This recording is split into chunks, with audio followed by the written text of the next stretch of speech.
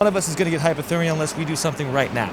We're gonna go get the limbs off of it to give us a bedding, to give us a little more insulation so we can sleep. It's really cold at night, and most of that is from touching the ground.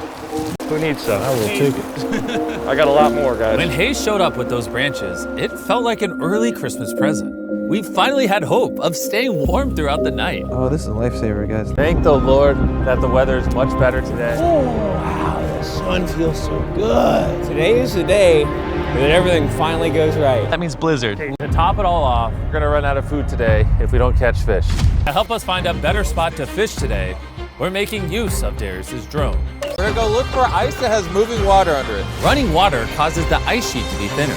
Big river means more fish. We brought cross-country skis to make the trek over the lake easier. Let's go catch some fish. To get through the forest, we're changing into our snowshoes, which have increased surface area so we can walk on top of the snow. All right, well, I say we go that way where the moose is not.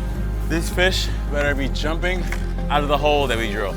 I embarrassed myself so many times to not come back with fish. All right, let's get to fishing. That is the biggest chunk in the world. Guys, that is a massive chunk.